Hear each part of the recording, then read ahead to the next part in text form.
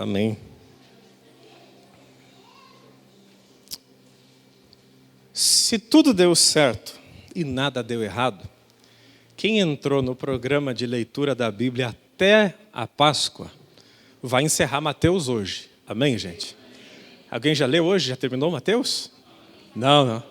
Falta um tiquinho ainda. Graças a Deus. Como é bom ler a palavra do Senhor dessa forma. É a única maneira de você entender a Bíblia.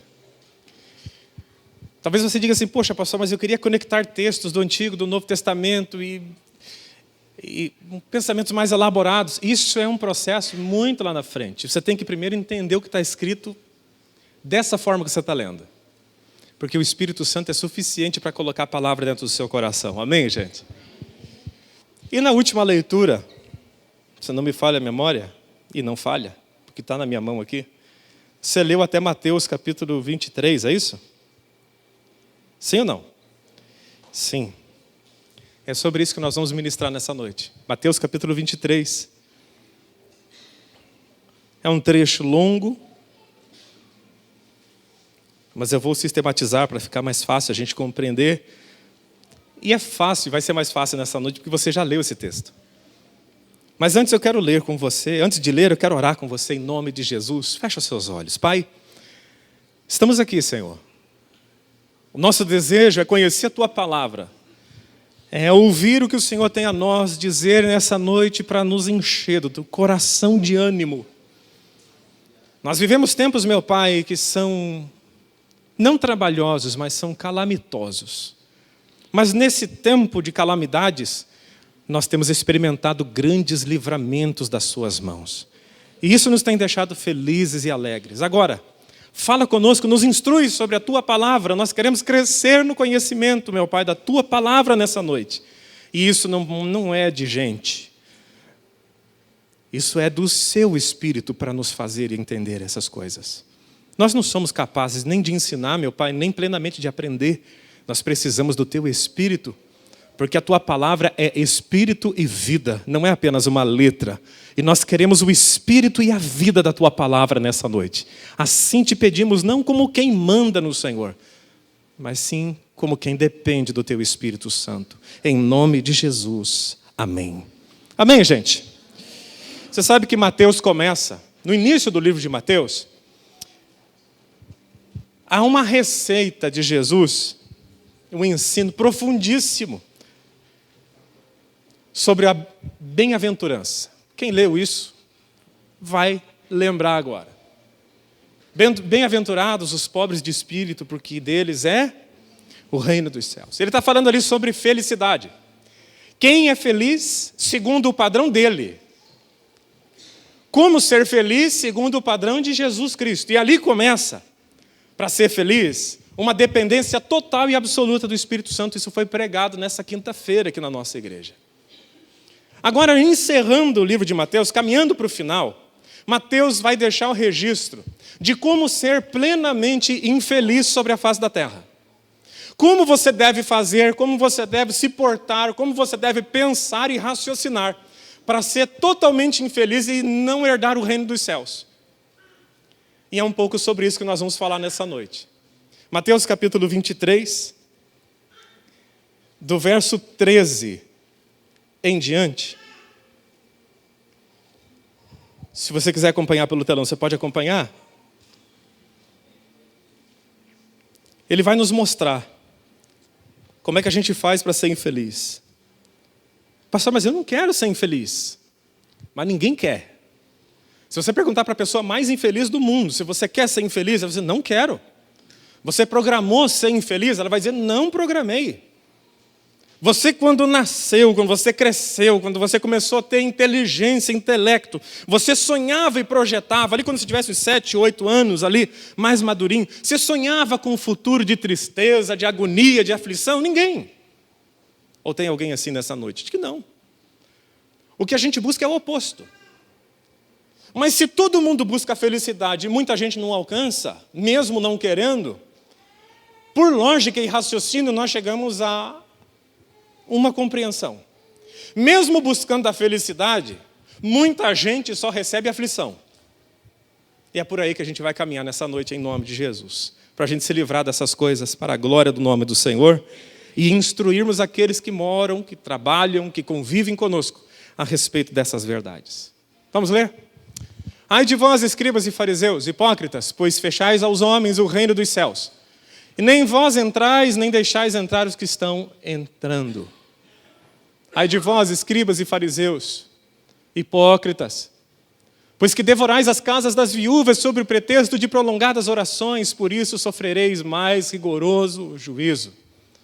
Ai de vós, escribas e fariseus hipócritas, porque percorreis o mar e a terra para fazer um prosélito, e depois de o teres feito, fazeis filho do inferno 2 vezes mais do que vós. É um discurso bem duro, né, gente? Ai de vós, condutores cegos, porque dizeis qualquer que jurar pelo templo, isto nada é, mas que jurar pelo ouro do templo, esse é devedor. Insensatos, cegos, por qual é maior, o ouro ou o templo que santifica o ouro? E aquele que jurar pelo altar, isso nada é, mas aquele que jurar pela oferta que está sobre o altar, esse é devedor. Insensatos e cegos, pois qual é maior, a oferta ou o altar que santifica a oferta? Portanto, o que jurar pelo altar, jura por ele e por tudo que nele está, ou sobre ele está. E o que jurar pelo templo, jura por ele e por aquele que nele habita. E o que jurar pelo céu, jura pelo trono de Deus e por aquele que está sentado nele. Ai de vós, escribas e fariseus hipócritas, porque dizimais a hortelã, o endro e o cominho, e desprezais o mais importante da lei, o juízo, misericórdia e fé. Deveis, porém, fazer estas coisas e não omitir aquelas. Condutores cegos, que quais um mosquito engolis um camelo. Ai de vós, escribas e fariseus hipócritas, porque limpais o exterior do copo e do prato, mas o interior está cheio de rapina e de iniquidade. Fariseu cego, limpa primeiro o interior do copo, do prato, e do copo e do prato, para que também o exterior fique limpo. Ai de vós, escribas e fariseus hipócritas, porque sois semelhantes aos sepulcros caiados, que por fora realmente parecem formosos, mas interiormente são cheios de ossos de mortos e toda a imundícia.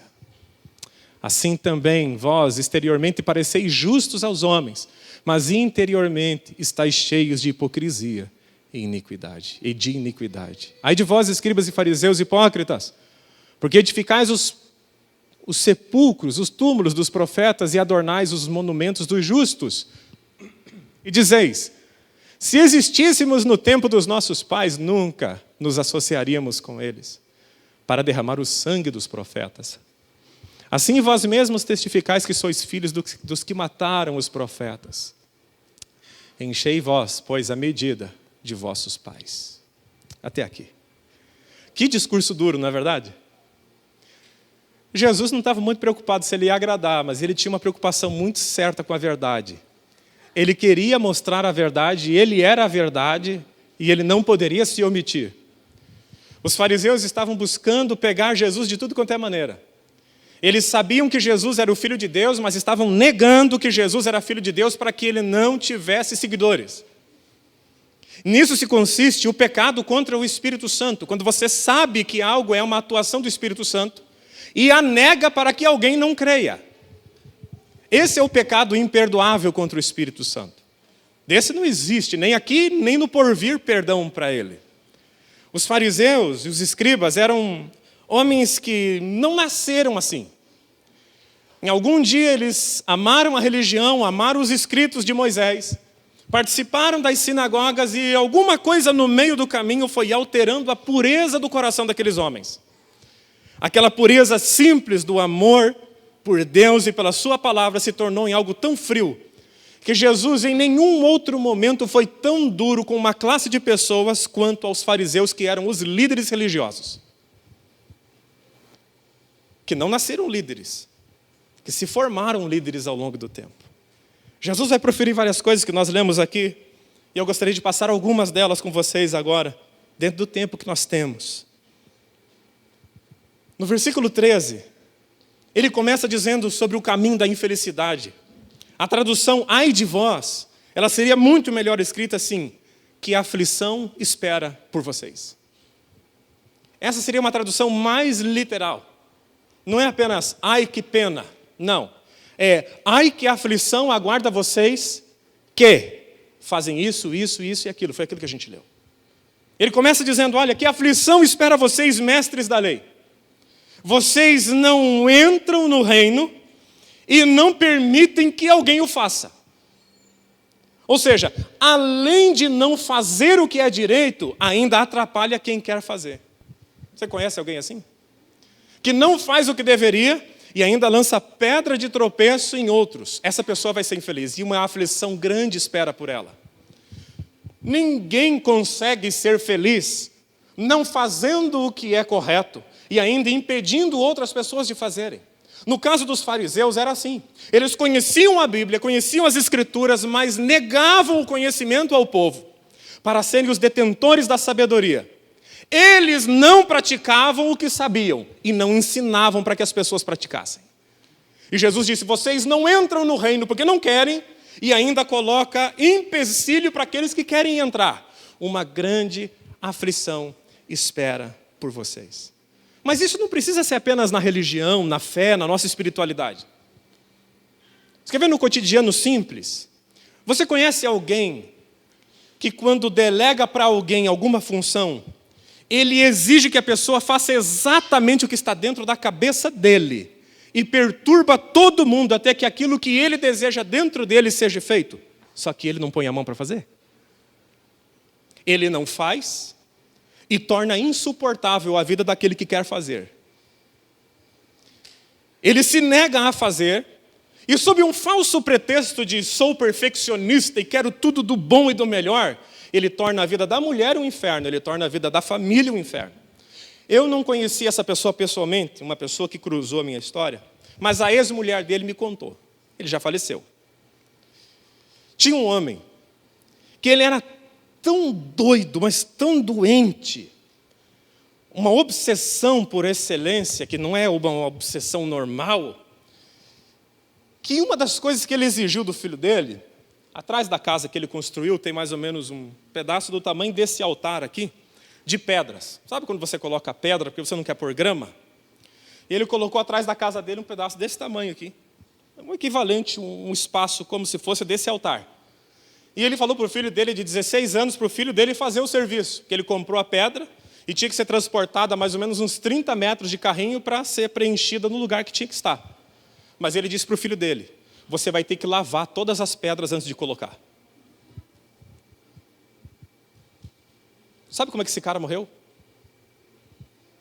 O filho dele odeia até a memória do pai que já morreu.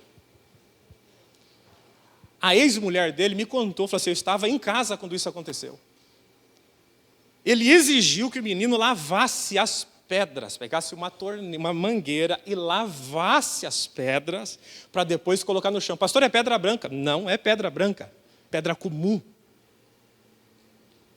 Não faz e torna um inferno a vida daquele que quer fazer. Porque o menino pegou o carrinho tranquilamente e foi pegar a pedra. Depois que ele tinha pego o primeiro carrinho, o pai dele falou, agora lava. Lava tudo antes de você colocar. Talvez você conheça pessoas assim, talvez você seja assim. Jesus diz, olha como vai ser aflição. Sabe como é que esse homem morreu? Esse homem da vida real, que eu estou te contando a história dele, ele morreu louco. Morreu sem Jesus, morreu sem mulher, morreu sem família, morreu sem dignidade.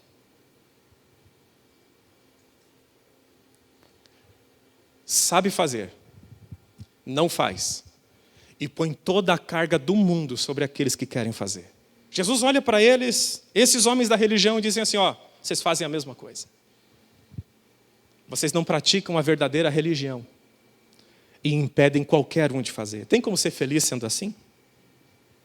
Só para você dar uma relaxadinha, olha para quem está perto de você e pergunta, você consegue ser assim, meu irmão? Espero que não.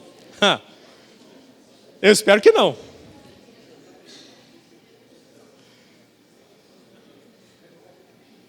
Verso 14, que aflição os espera, mestres da lei e fariseus hipócritas. Ele vai tocar na ferida deles. A palavra hipócrita significa atores.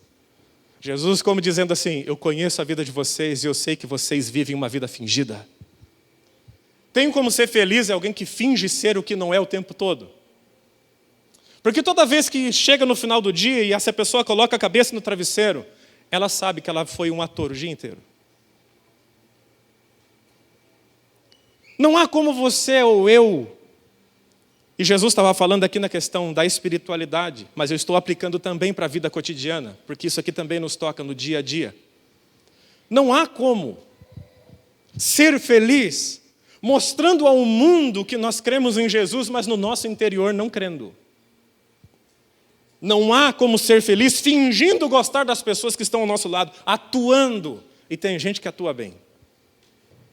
Mas uma coisa é certa, nenhum ator é tão bom que consiga sustentar a peça teatral até o final da sua vida. Uma hora, ele vai revelar quem ele é. E sabe, geralmente, as horas que as pessoas mais se revelam quem são? Quando na porta da sua casa, a crise aparece. O dia mal chega. A dificuldade acontece.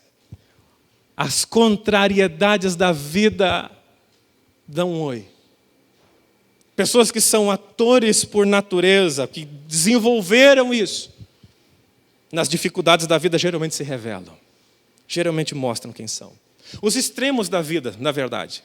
Tanto aqueles que estão recebendo a aflição, quanto aqueles que estão recebendo grandes maravilhas. Quando uma pessoa recebe a dificuldade, ela tende muito rápido a revelar quem ela é, mas também quando a pessoa está na bonança, ela está crescendo, ela está tendo sucesso, ela também revela quem ela é.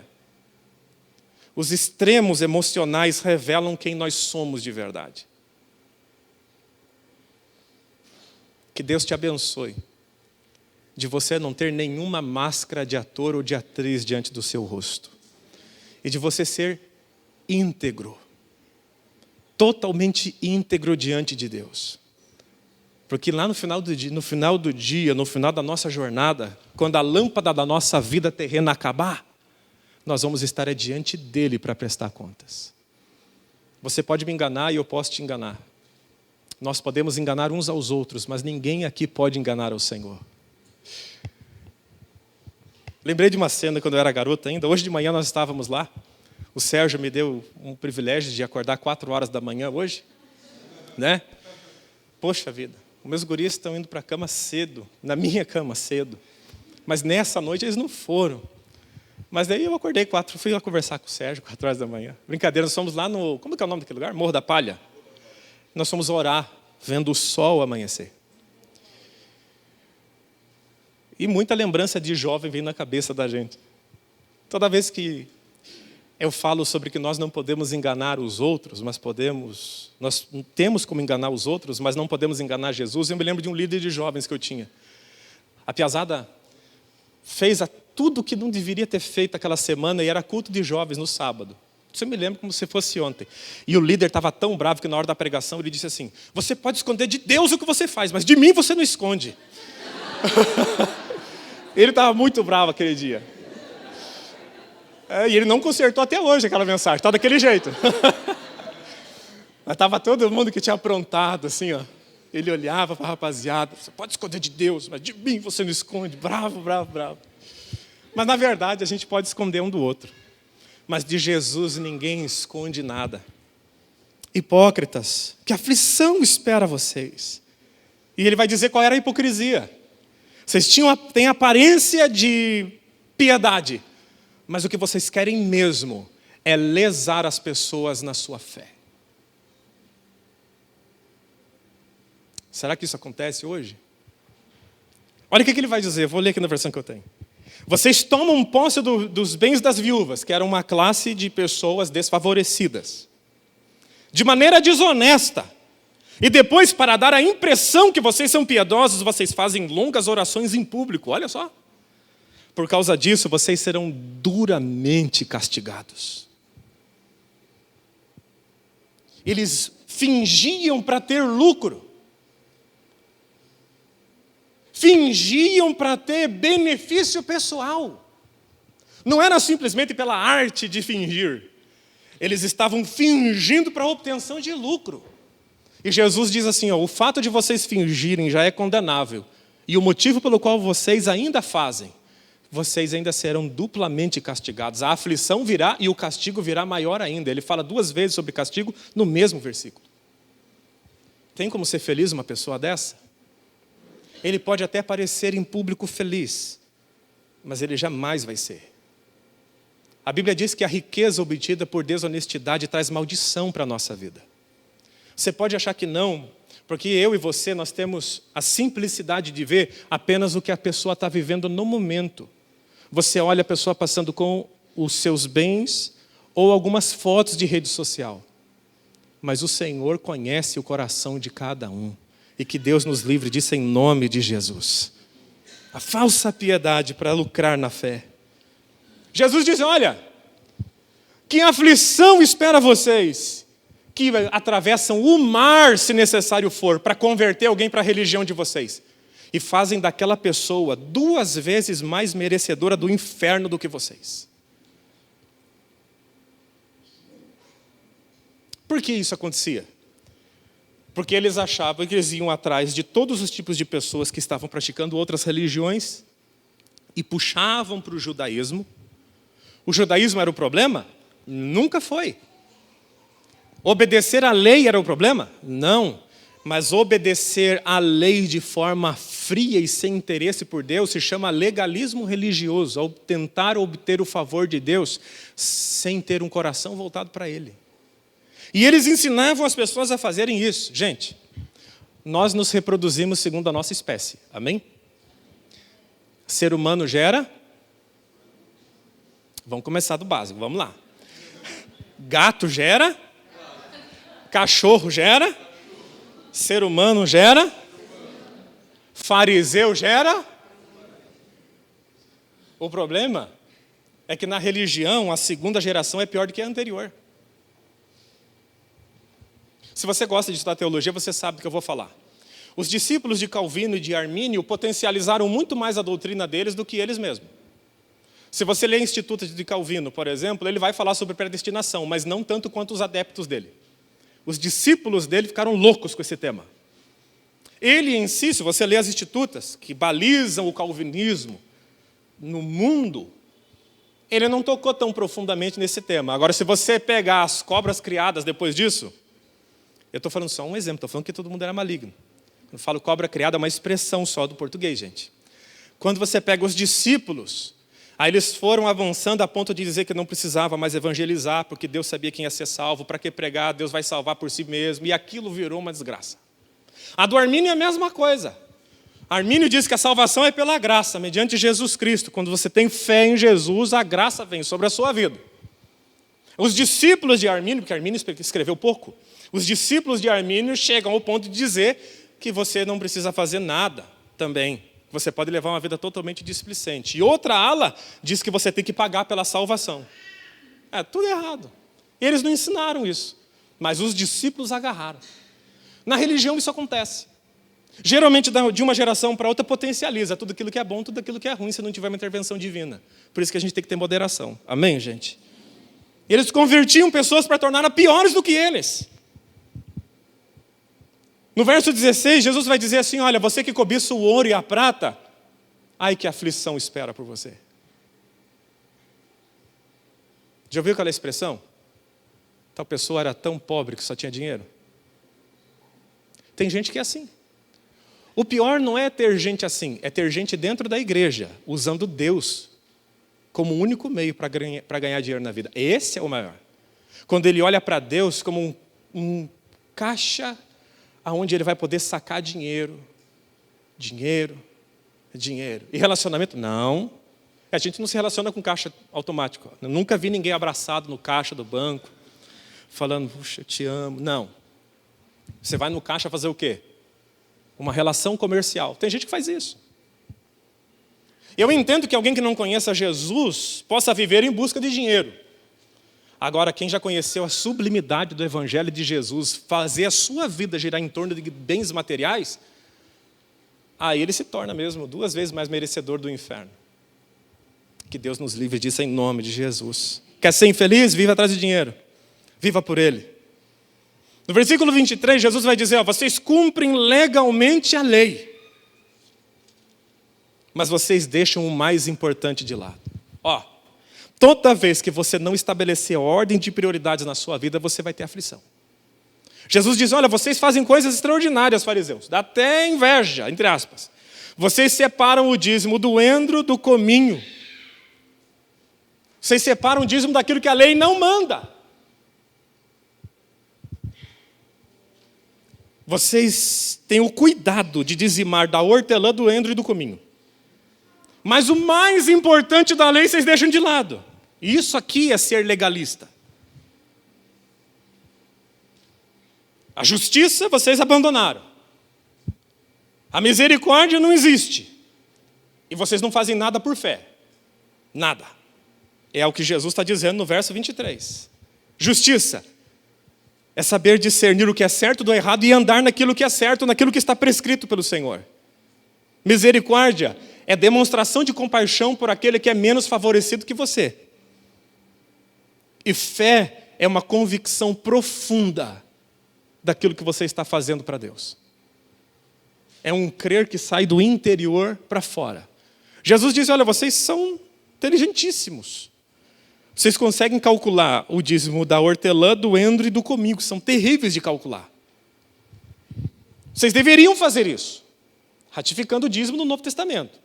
O problema de vocês é o seguinte, vocês fazem todo esse esforço, mas vocês não têm fé, vocês não têm misericórdia, e vocês não são justos. Inflição na vida. Se apegue nos detalhes que não têm importância e esqueça o principal. Você quer sofrer muito na vida? Faça isso. Jesus disse que aflição espera vocês. Jesus chegou ao ponto de dizer assim, vocês coam o mosquito, mas engolem o camelo. Vocês não sabem diferenciar o que é importante do que é trivial. E ao invés de você fazer aquilo que é importante, vocês abandonaram. Todo ser humano que abandona as coisas importantes e vive por trivialidades, ele vai sofrer muito. Que Deus te livre disso em nome de Jesus. No versículo 25, ele vai dizer, vocês cuidam do exterior, mas do interior vocês não têm ação nenhuma. Vocês lidam com a consequência exterior daquilo que é o coração de vocês, mas vocês nunca resolvem o problema interior. Vocês ditam regras, Jesus está falando para eles. Vocês ditam regras para ditar usos e costumes, mas o coração de vocês é podre. Vocês gostam de ver o exterior bem feito, o exterior bonito, e o coração, a motivação pelo qual fazem, é podre.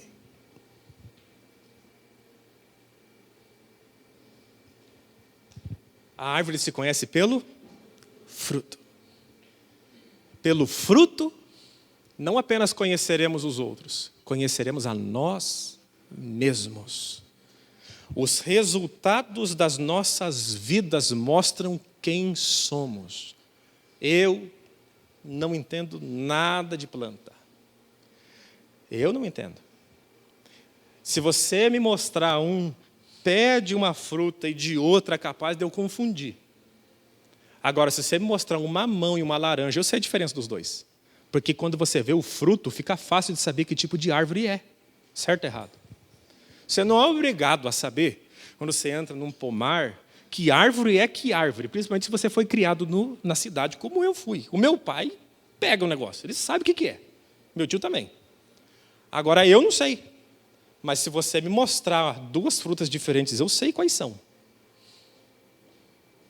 Talvez você tenha dificuldade para identificar quem é de Deus e quem não é. Então pega o fruto, porque o fruto vai mostrar para você quem é de Deus e quem não é. Você não pode ser por fora diferente do que você é por dentro, uma hora vai manifestar. Quando Caim chegou diante de Deus e foi reprovado, e Deus negou-se a receber a sua oferta, Deus negou primeiro o coração de Caim. Por que Caim foi rejeitado e a oferta dele foi rejeitada? Simples, é só você ler o texto. Que Abel pegou das primícias do seu rebanho. Ele teve o cuidado de entregar o seu melhor para Deus em uma oferta. E Caim pegou frutos do campo. Ou seja, ele pegou a oferta, mas ele pegou uma quantidade entre várias, enquanto Caim zelou para pegar a melhor parte e entregar para Deus. A moral da história era que, não era que Caim estava entregando fruto podre para Deus. Quando eu era pequeno na escola bíblica, isso faz tempo, eles até faziam um quadrinho assim, de você entregando uma fruta podre, dizendo Caim entregou o que era podre. Não, Caim não entregou o que era podre, ele entregou uma parte qualquer. Enquanto Abel entregou a primeira parte. E o livro de Provérbios diz que quando você entrega a primeira parte para Deus, você dá peso de honra para Ele. Quando Deus recebe de Caim a oferta, de Abel a oferta, quando ele vai receber de Caim, não tem como ele receber, porque Abel deu a melhor. Quando Abel entrega a melhor, o padrão da oferta sobe, Deus recebe a melhor. Quando ele vai receber de Caim, ele recebe qualquer um dos frutos. E quando ele recebe qualquer um dos frutos, Deus fala assim, não quero. E a Bíblia diz que Deus rejeitou Caim primeiro e a oferta dele depois, porque ele não podia dar para Deus diferente do que ele tinha por dentro. Porque se o problema fosse a oferta, Deus falaria assim, filho, vai lá e pega outra oferta e me resolve o problema. Mas a questão é que no coração de Caim, Deus não tinha peso para ser o melhor e o primeiro, ele era qualquer um. E Deus olha para ele e diz assim, ó, se o seu coração for bom, boas coisas vão te acontecer, mas se o seu coração é ruim, o pecado está na porta e o desejo dele é dominar você, mas você tem que se dominar, você tem que dominar o pecado. Quem compreende, diga graças a Deus. O nosso Deus é um Deus de princípios. Eu posso fazer exteriormente certo, mas se minha motivação está errada, o que eu estou fazendo por fora não agrada a Deus. O nome disso no Novo Testamento são obras mortas. É só você ler o livro de Hebreus, você vai ler até chegar a Páscoa, está escrito isso lá. Obras mortas. Para os homens pode parecer bonito, mas para Deus não é. Lembra da oferta da viúva? Lembra? Você leu a oferta da viúva? Que financeiramente era insignificante. Jesus disse, ela ofertou mais do que todos os outros, porque os ricos deram do que sobrava. Ela deu tudo o que tinha. Não era simplesmente a questão da oferta, era o coração que trazia aquela oferta. Porque se Jesus olhasse apenas para a oferta, ele falaria, se essa oferta dessa mulher é insignificante, eu não preciso dela. Mas ele olhou a motivação do coração, e a motivação do coração validou a oferta para ele e disse, ela ofertou mais do que todo mundo. Quem entende, diga graças a Deus. Verso 27, ele vai também declarar isso, que a aflição os espera. Mestres da lei, fariseus hipócritas, são como túmulos pintados de branco por fora, bonitos, mas cheios de ossos de toda espécie de impureza por dentro. Quem já ouviu aquela expressão assim, por fora, bela viola, por dentro, pão bolorento? É a sabedoria popular sendo explicada, a Bíblia sendo explicada através da sabedoria popular. Por fora, bela viola, por dentro, pão bolorento. Jesus, em outras palavras, se ele estivesse no interior do Paraná, era assim que ele falaria para o pessoal. Por fora está ótimo. O problema que eu tenho com vocês é que o coração de vocês está longe. São 19 horas e 39 minutos. Onde é que está teu coração agora? No que você está pensando? O corpo fala. Fala para mim, que entendo pouco. Imagine para Deus o quanto fala a nossa expressão. Onde é que está teu coração? Deus não aceita exterioridade apenas. Porque se o interior for bom, o exterior também vai ser. É por isso que o olho de Deus olha por dentro primeiro. Não atentes para a aparência dele, porque Deus não vê segundo os homens. Os homens veem o exterior, Deus olha o interior. Que Deus está falando para quem isso? Para Samuel, no Antigo Testamento, na hora de ungir Davi rei. Deus é o mesmo ontem, hoje e eternamente. Ele não vai mudar. Os princípios são os mesmos. Quem compreende, diga graças a Deus. Para terminar, que aflição esperam vocês, mestres da lei. Vocês constroem os túmulos dos profetas, enfeitam monumentos dos justos. E depois dizem, olha só, se tivéssemos vivido no tempo dos nossos antepassados, não teríamos participado com eles do derramamento de sangue dos profetas. Jesus está dizendo assim, ó, Vocês, depois que os profetas morrem, vocês constroem túmulos lindos, enfeitam e ainda dizem: ah, se eu tivesse vivido naquele tempo eu não teria feito. Meu irmão, sabe o que aconteceria se eu e você estivéssemos no Éden? Todos nós comeríamos igualzinho Eva comeu. Ah, não, pastor, se eu estivesse lá faria diferente. Se estivesse lá, você faria igual.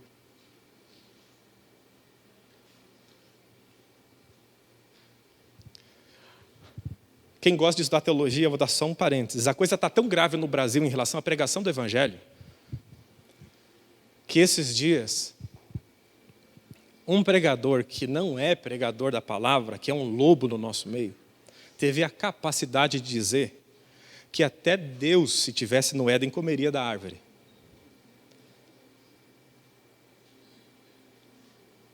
Nós vivemos tempos difíceis. Jesus condenou uma geração que vivia por aparências. Quer sofrer? Muito. Viva por aparência.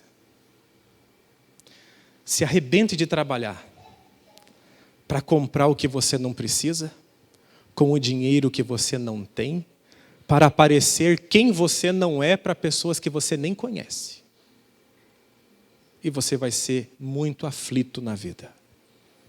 Jesus veio para nos libertar, e se verdadeiramente nós fomos libertos, verdadeiramente pelo Filho, nunca mais voltaremos a ser escravos. Jesus mostra que a aflição espera as pessoas que procedem dessa forma. Talvez inconscientemente a gente faça algumas coisas parecidas. A gente se julgue melhor que os outros. Ah, os outros condenaram Jesus, eu se estivesse lá não tinha feito. Ah, não, Pedro negou Jesus 3 vezes, não tinha negado nenhuma. Não, a gente tinha negado 10, gente. É por isso que Paulo diz assim, que Deus encerrou todo mundo debaixo do pecado. Porque não havia um justo sequer.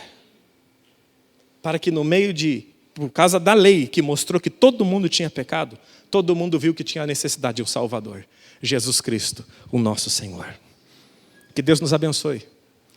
De olharmos para esse panorama e dizer, isso para mim não. Fecha seus olhos, eu quero orar com você agora, em nome de Jesus. A receita foi dada. Jesus olhou para os fariseus, para os hipócritas, para os líderes religiosos. Esse é o contexto principal.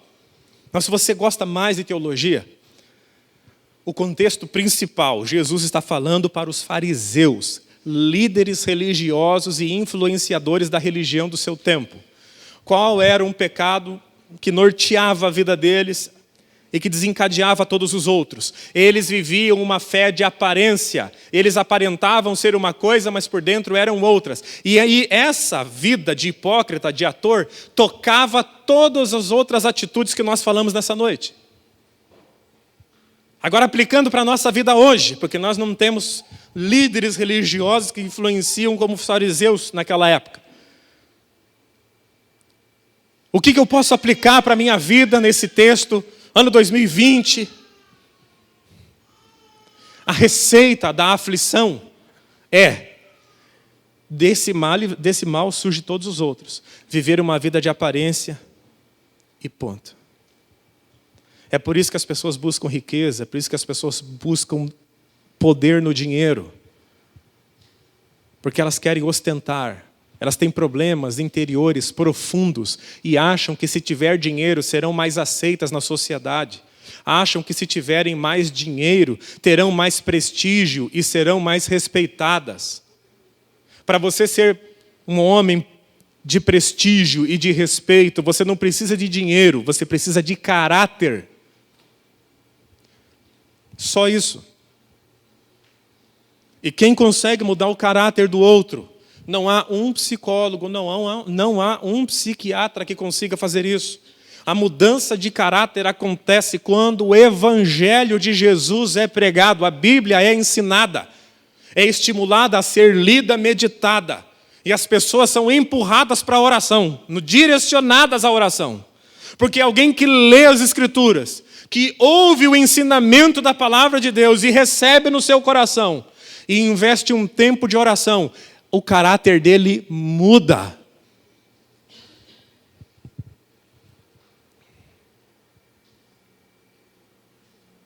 A Bíblia fala em várias vezes, de várias formas, que o bom nome vale mais do que o dinheiro. Dinheiro não te trará nada senão facilidades nesta vida. É bom? É bom. Se você puder ter, é bom que tenha? É claro que sim. Se você tem capacidade para ganhar 200 mil por mês, ganhe 200 mil por mês.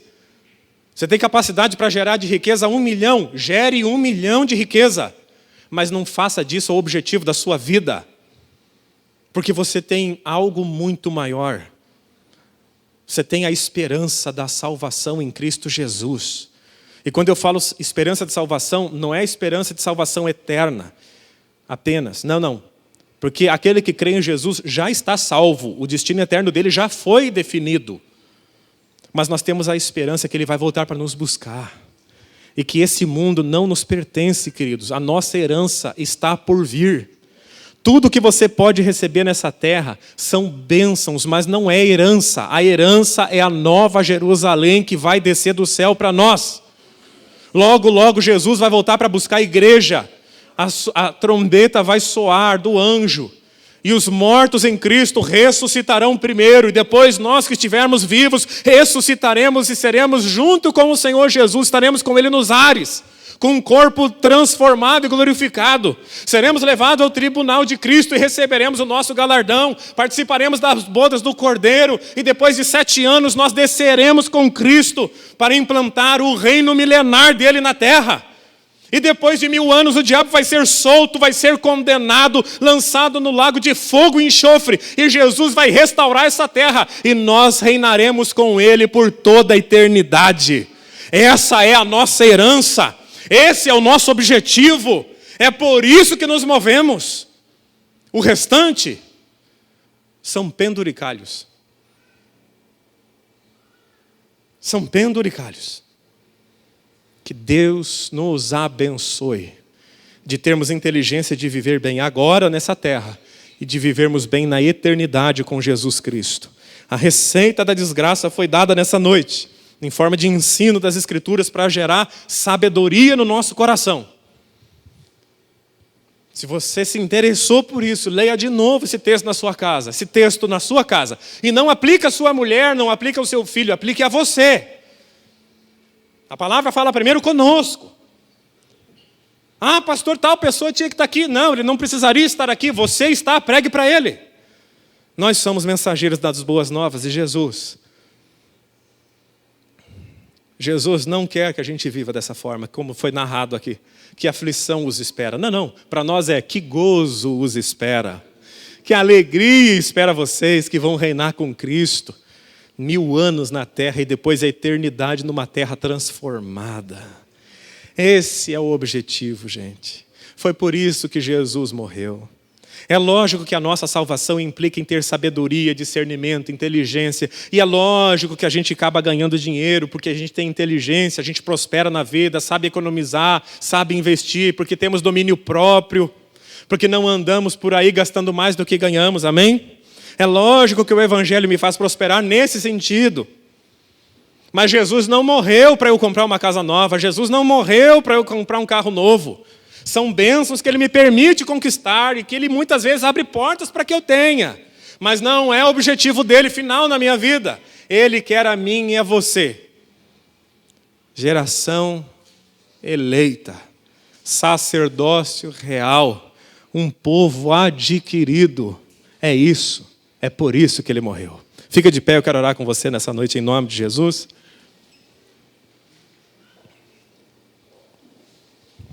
Agora, faltando 10 para as 8, eu quero orar com você. A gente brinca para aliviar às vezes o tema da ministração. E porque estamos em família. Mas certamente tem muita gente vivendo alguma coisa do que foi pregado nessa noite. Vamos e venhamos. Deus te conhece e Deus me conhece. E Ele jamais mandaria a sua palavra em vão. Ele diz assim: eu envio a minha palavra e ela prosperará para o fruto, para o bem ao qual eu a mandei. Deus não manda palavras em vão. Quem crê nisso, diga graças a Deus. Deus está interessado em você. Em você. Deus está interessado e está preocupado com alguns. Não sou profeteiro, não sei o nome de quem Deus está preocupado, mas pela ministração da noite eu consigo discernir. Deus está preocupado com alguns dos nossos que estão aqui. Deus quer edificar a todos, alguns Ele está preocupado, porque estão vivendo uma vida que não é deles. Faça um acordo com você mesmo. Faça uma oração todo dia. Deus, me dê poder para viver a minha própria vida. Poder no Espírito Santo, para que eu viva a minha própria vida, sem ficar olhando para a vida dos outros. Sem desejar o que os outros têm. Sem querer ser o que os outros são. Ser apenas a melhor versão de mim mesmo. Foi por isso que Jesus morreu na cruz. Para fazer o Tiago o melhor que o Tiago pode ser. Deus não quer fazer do Tiago um Silas Malafaia. Deus não quer fazer do Tiago qualquer outro pregador. Deus quer fazer do Tiago o Tiago. Deus criou a mim para que eu seja eu mesmo. Deus criou você para que você tenha uma vida própria. Para que você viva a vida que Ele projetou para você. E não para o vizinho. Por mais que a grama do vizinho possa parecer mais verde, graças a Deus que a grama dele é verde. Mas olhe para a sua. Olhe para a sua. Olhemos para a nossa vida. Para a nossa casa. Não no sentido egoísta. Mas é porque vivemos em tempos em que as redes sociais nos puxam para comparar nossa vida com a dos outros o tempo inteiro. E isso é o inferno. Viva a sua vida. E que Deus te abençoe. Não viva uma vida fingida. Enfim, você ouviu a mensagem dessa noite. Vamos orar? Pai, estamos aqui diante da Tua palavra. E te pedimos em nome de Jesus sobriedade nessa vida, meu Pai. Nós temos tanto a nosso favor, Pai, para viver bem. Nós temos tudo ao nosso favor. Nós temos uma Bíblia inteira. Nós temos uma igreja que prega a Tua palavra. Nós temos irmãos que oram por nós. Nós temos toda a possibilidade do mundo de viver a nossa vida de forma íntegra, honesta, correta. Vivendo a vida que o Senhor projetou para nós e avançando dentro do propósito do Senhor para a nossa vida. E eu te peço, abençoe essa igreja de fazer o mesmo. Abençoe-nos como coletividade, que essa igreja seja assim, meu Pai. Que o Jardim Virgínia seja o Jardim Virgínia. Não seja uma imitação de um outro lugar, porque o Senhor nos estabeleceu aqui para sermos originais, para sermos nós mesmos. Abençoe que sempre haja um espaço nessa igreja para sermos nós mesmos, meu Pai. Livra-nos da sistematização, da robotização de crentes, meu Pai. E nos ajude a sermos, mesmo que individuais, uma grande coletividade. Cada um com a sua personalidade, cada um com as suas potencialidades, servindo ao Rei dos Reis na mesma igreja para a glória do Teu nome. Assim eu oro e te peço, livra-nos da aflição que virá. Livra-nos dessas aflições, nos abençoando de tomar uma boa decisão. Assim nós oramos, em nome de Jesus. Amém. Amém. Se você crê, aplauda o nome de Jesus.